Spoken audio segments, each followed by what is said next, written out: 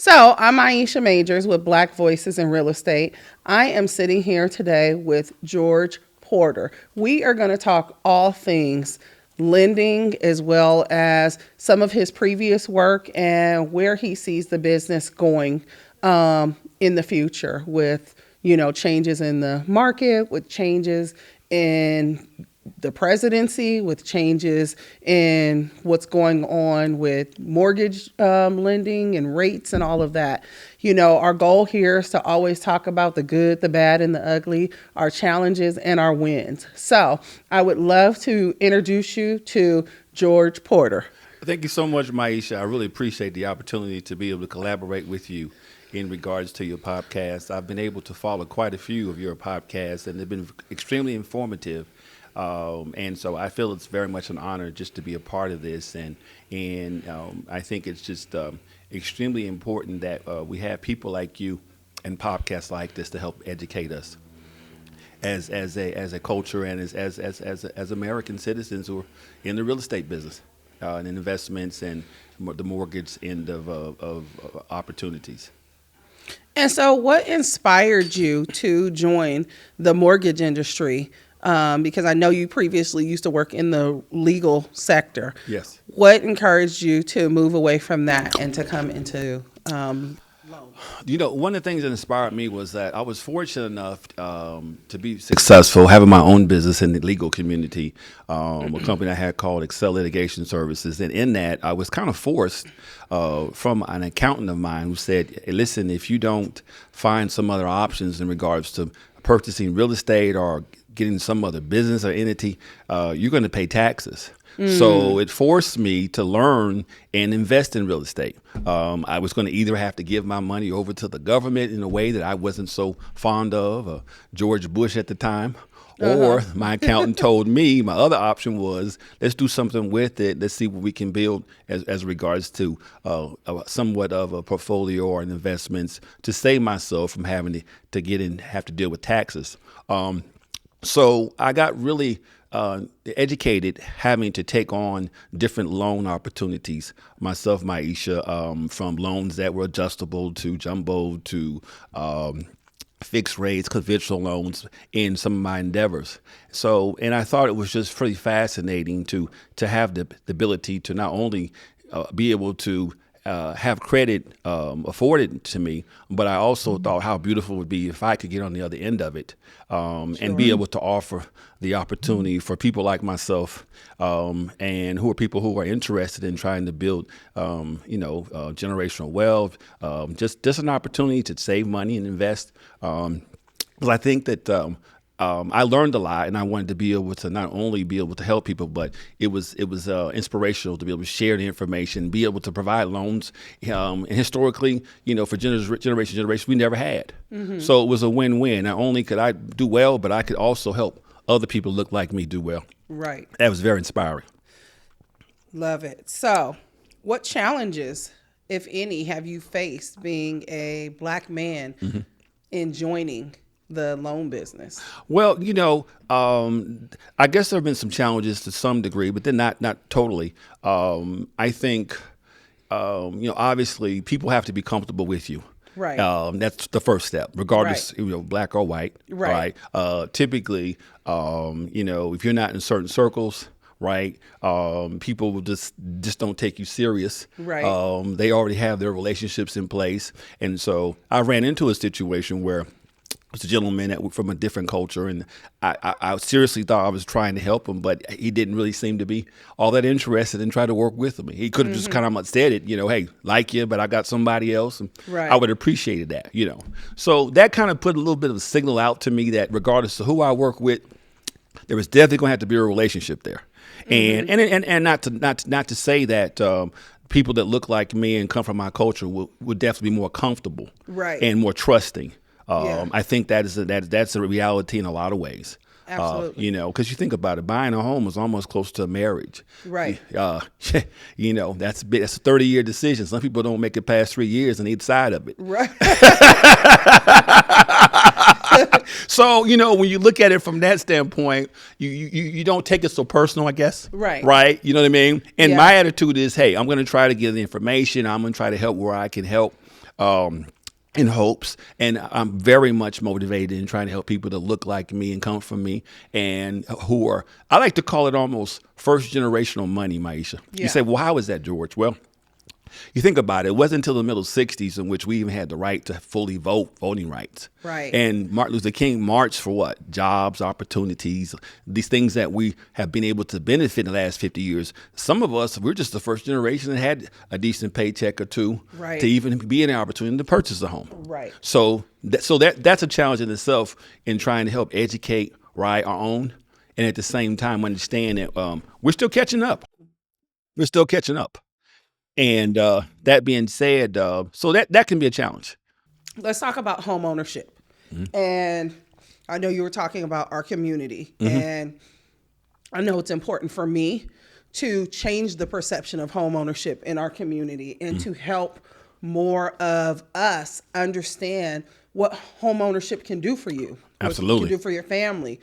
I want more of us to be homeowners. The fact that our home ownership numbers are so low compared to our counterparts. We're looking at less than 45% of African Americans Correct. are homeowners, as to where you have over 70% of home ownership Yep. within the white community. Absolutely. Within the brown community, it's Yep. a little over 45%, still low. Our community, I think, suffers from a lot of misconceptions, and sometimes I feel like we're trying to catch up. How not until, like you said, the 60s, we got the right to vote.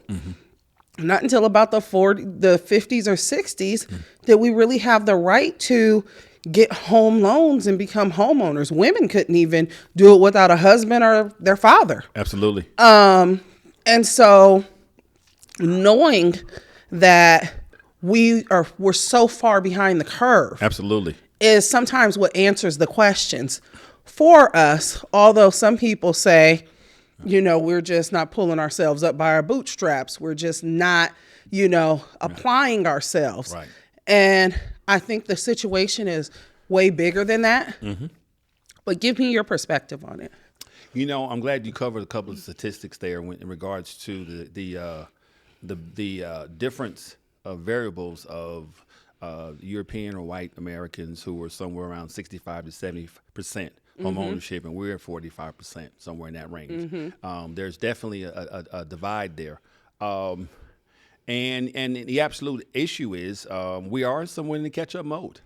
We are, whether we like to admit that or not. Right. As well as we've been able to catch up. We started this race, 3,000 meters. They were 2,500 meters in the game, and we started off at the very beginning of it. Right. And we've done a fantastic job considering, but we could do so much more. Yeah. And that's what we got to focus on. Yeah. You can focus on that part. And so I don't want to come off a negative in that we haven't made some gains. And we know a lot of it has been some issues that we're facing now with the DEI aspect of, the pushback of looking to try to have inclusivity and diversity, which is valuable in any case. We live in, my thing with that is we live in a very diverse country. We have diverse buyers. Therefore, the workplace should represent the world that we Absolutely. live in. Absolutely. That alone for me Yes. does it. So and you go find qualified people. Go find those people Right. that fit that bill. Absolutely. So you can look exactly like the world that we live in. Right. And that's the way it is. And Because to be honest, we're just, it has nothing to do with giving somebody who does not deserve a position. Absolutely. It has to do with making sure you're choosing the best candidate. Right. And sometimes the best candidate is Right. not a European person. Absolutely. Sometimes that best candidate is a Black, a brown, an Right. Asian, Right. a woman. Right. So Right. that's what it embodies. But so many people have taken that whole term Yes. and really Twisted bastardized it. Been it. twisted.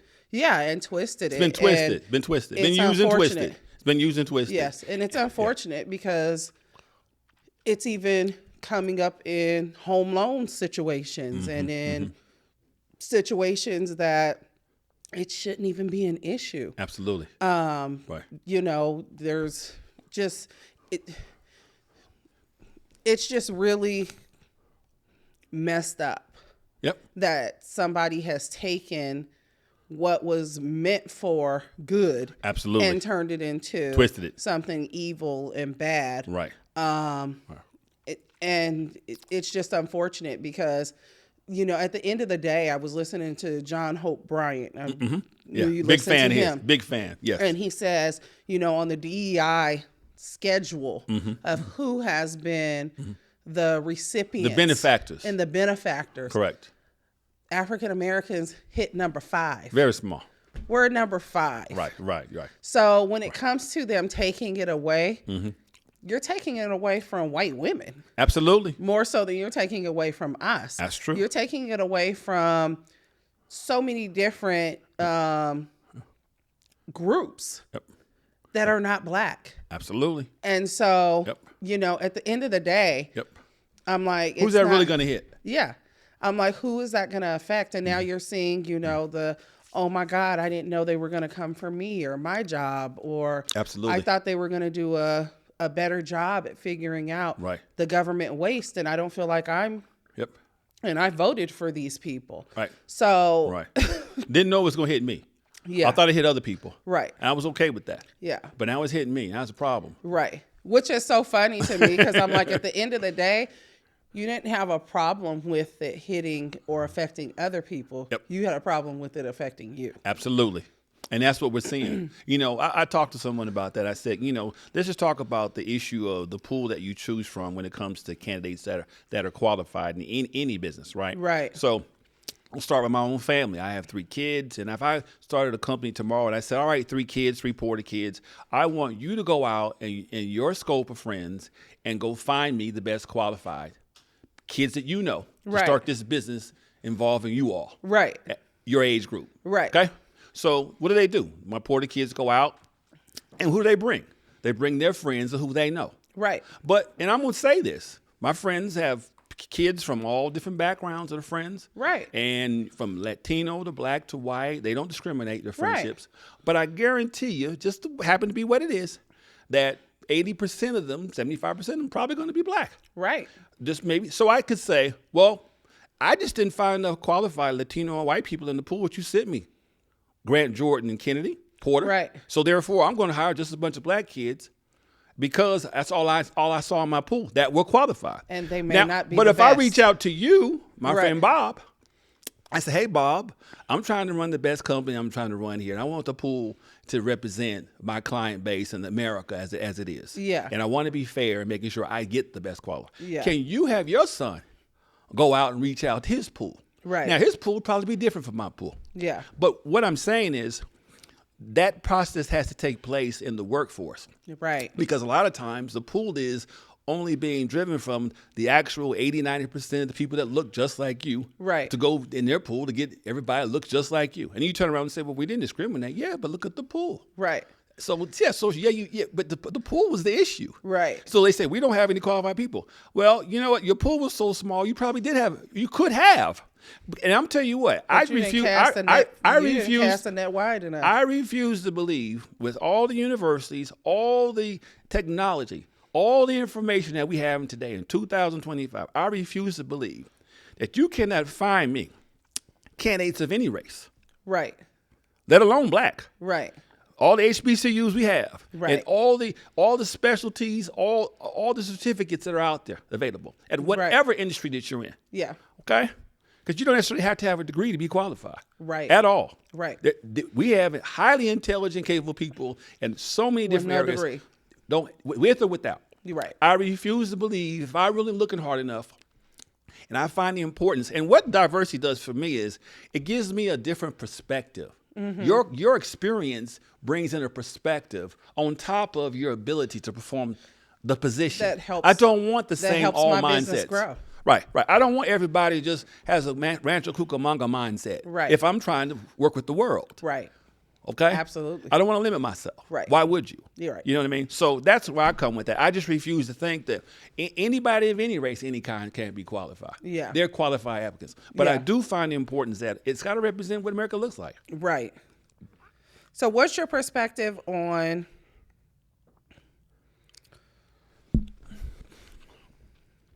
the resources and the programs that exist to help Black home ownership grow. What's your perspective on those? And do you think there's enough? Do you think more could be done?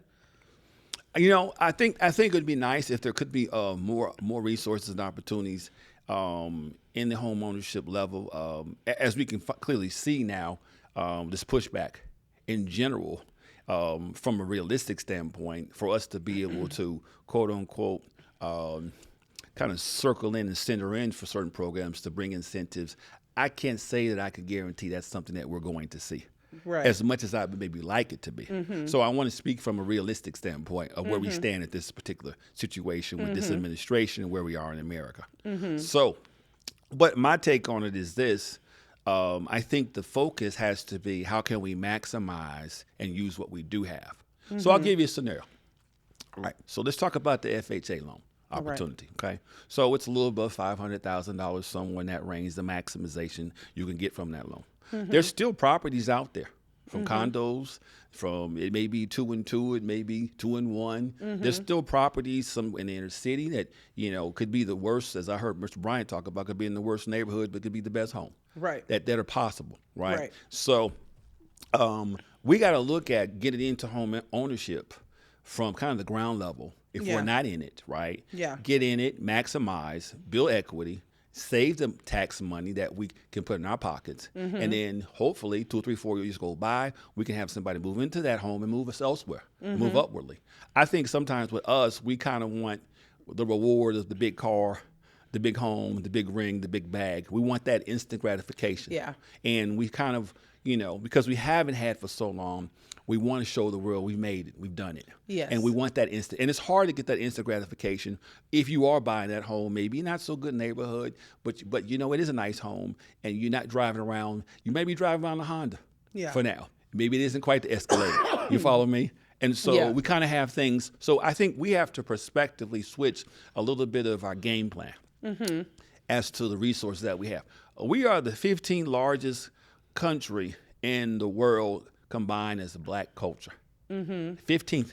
Right. Our money and our resources. Yeah. We only make up 13% of the population in America, but we probably consume somewhere around 20% from what I've been told. Right. When it comes to buying things. Right. We've got money.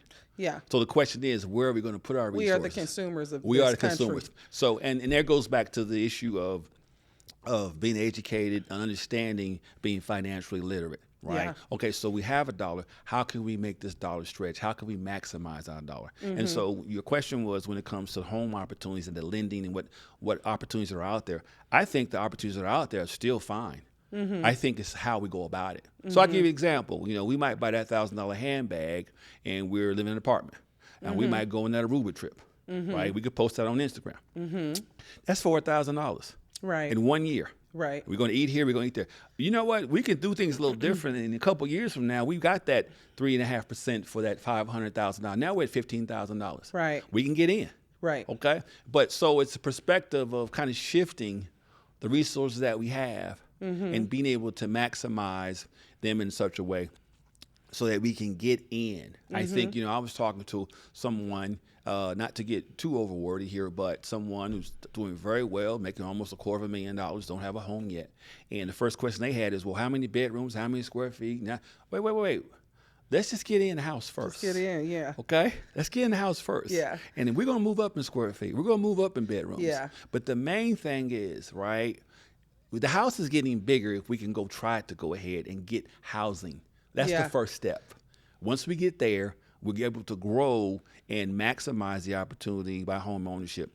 Like I said, one of the things in America that's something we have to look at is that, for most people, they're not going to be self-employed. They're not going to be owners. Okay? But the way the American dream can work is we got to become owners in whatever that we do as much as we can. Yeah. And work with each other as We much have as more of a say. And more of I think we would have more of a say and more of a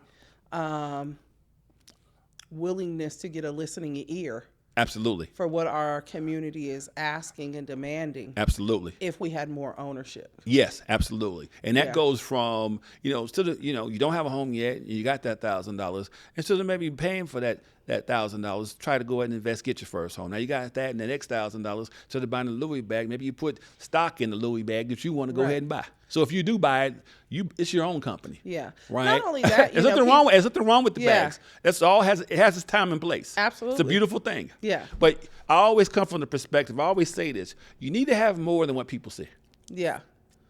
behind you. Yes. Always try to have more behind you than people are able to see themselves presently in front of you. Yeah. That's got to be the rule. Yeah. We tend to kind of want to have the big hat sometimes and no cattle, Yeah. right? We got to reverse that. Like I know my dad used to always refer to the White Man Can't Jump movie when I think it was Woody Harrelson. He says black people always want to look good first and then accomplish things later. Right, He right. says white people are taught to not worry about what we look like, accomplish what you need to accomplish, and then you can look good later. Absolutely. And I think that, unfortunately, sometimes that comes to our detriment because our community is not growing where they need to because like you said, it's like you want people to see your success. You Yes. want them to see like, look, I've made it. I've done look it. at what Right. I've been able to do. And a home doesn't buy that initially up front. Because everybody nobody's- can't see that. Nobody sees that. Right. And you can go rent a house and people will think it's yours. You can, Right. Yeah. Airbnb. We do a lot of that. Yeah. So, and there's multiple ways to get that money. If you can't save it, if you're contributing to your 401k, you Right. could do that. Yes. You can get a gift Yes. from, family. Ball from. Yes. There's different means and ways to do it. Right. I think the biggest thing is the education piece There you and go. really making sure that people understand Right. all those aspects Correct. of what they can and can't do. But I totally agree with you. Like instead of spending, you said $1,000 on the Louis. That's a cheap Louis. Some Right. people are spending $2,500, You're right. $3,000 on some of these bags. So at 3.5% And for a then half a million, spending another 500. $5,000 on the vacation because they got to show off. We on halfway there to the vacation, down too. payment. We halfway to the down And payment. we halfway to a down We payment. halfway to the down payment. And you know what? Once we Absolutely. get in the house, maybe we can go do the road trip. Absolutely. It doesn't mean we can't have it. It doesn't mean we It's can't just, have it. I had a guy. It'll be easier for you. I tell so many people sometimes, I'm Yeah. like, of course you're anxious and you're scared and you're stressed when you're buying a house. And you're Right. just like, am I going to be able to afford everything Right. that's included Right. in this home? And I tell clients all the time, especially first-time home buyers, you will be surprised after like month 2 or 3, how you just kind of like relax into your payment. You relax into the bills Yep. and you realize, Right. okay, Right. you shift money. Right. You figure out Yep. that, you know what, I don't need to go and have a steak dinner at Fleming's tonight or Yep. at, Ruth Chris. Right. I could buy a steak at the store I can and flip my own steak. make my own steak. That's Like right. you just make different Choices. choices. And Absolutely. I know Right. my husband and I did that when we bought our first house. We Same were kinda thing, Laisha. Yeah. We were like, okay, I mean, we can still have a steak. We're just not going to go have it, at Ruth Chris. We going to My first house. cook it ourselves. My first house I bought was $140,000, and we had a couch, a TV, and a bed. Yeah. No wash and dry. When we But I bought had a our house. when we bought our first house, Yep. we moved in. That was it. I remember our parents said, "What do you need?" And we said, "We need a washer and a dryer." Yeah. We kept saying, "We need a washer and a dryer." Yeah. My in-laws came over with lawn equipment. Yeah. And then my mother-in-law was like, "Oh, we got you guys some rakes and some shovels and a wheelbarrow." And of course, it was stuff we needed. Right, But we were like, "We asked for the washer and dryer." Right. And then my dad was like, "Oh, I'm gonna have because we weren't gonna buy new carpets because we couldn't afford it. I'm gonna have your carpet cleaned for you, and I'll have my handyman come over." And fix a couple of things that maybe need to be fixed. And I'm like, what's happening with this washer and dryer? Right. Of course, we ended up buying our own, but Yeah, same thing. Right. We had a couch, we had our bed, Right. we had some dishes Right. to eat off of, But you had the main, and our TV. You had the main source. You had the main Absolutely. source. And I remember we were going to the washing mat. Yeah, People would say, "You guys don't have a washer and dryer, do I? Would you?" Don't worry, we have a plan. yeah, And the plan will work. yeah. And now you look back at me now. Right. The plan worked. Absolutely. And so the plan is there. A lot of people don't want to put the time in to either listen to or understand or be committed to the plan. Right. But you can do it. You can do There's it. a way to do it. Like you said, a lot of it has to do with choices. So, yes, I would love to think that they put programs in place, but I don't see that necessarily being a reality as much. I think we got to look at what we have. Yeah. And manage it in such a way. You know, one last thing I'll make a point to was interesting, Maisha. When I was in the legal business, I was basically a runner. I wasn't making much money. And a guy came to me one day and says, one day you're going to graduate, become a sales executive. And when you do, you're going to make some money one day. And so I listened. He says, let me tell you what you do. He says, the very first year you get a raise. He says, don't change your standard of living. Whatever you've been doing to make Keep it this doing year, it. keep doing it Yeah. for a year. And everything that you make above that you were making, put that away and save it, right? Don't go out buying this. Don't go out driving this. Right. Take a year Yeah. and put that away. You know, that was powerful for me because it taught me a lesson in a lot of ways when it came to, and it was very beneficial. And that's how I actually started to buy my first home. Was off that rule. Had that person not shared that with me, it probably never would have happened nearly as quickly. And who's to say, you know, at what point? Yep. And what price? Right. You know what I mean? Yeah. At what price? Yeah. So. So I'm going to ask you one last question before we wrap up here. Okay. What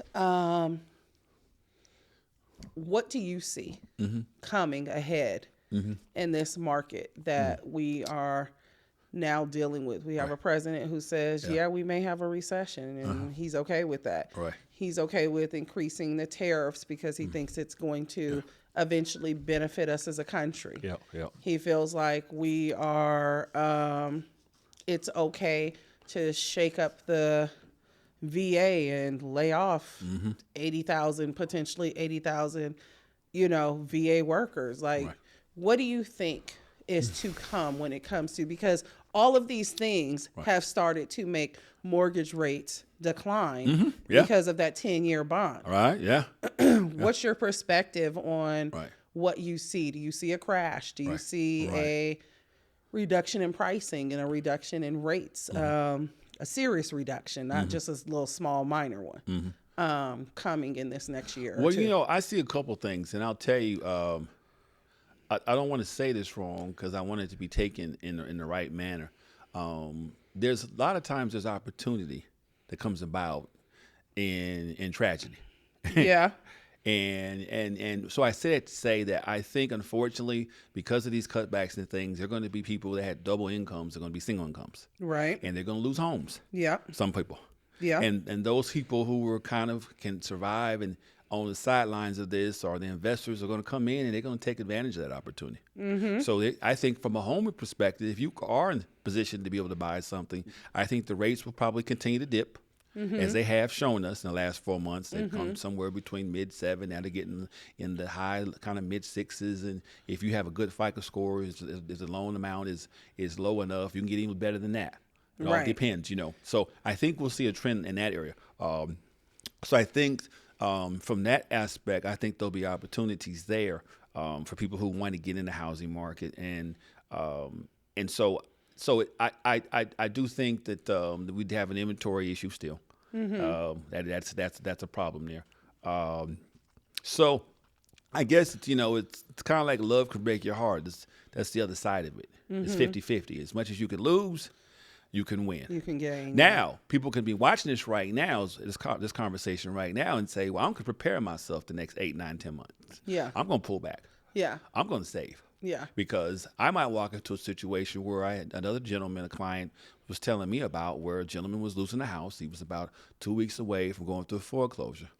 He walked up to the gentleman and said, listen, you're about 2 months behind, 3 months behind. I'm going to do you a favor. I'll go and help you catch up. It's like $7,500, I think he said he gave the gentleman.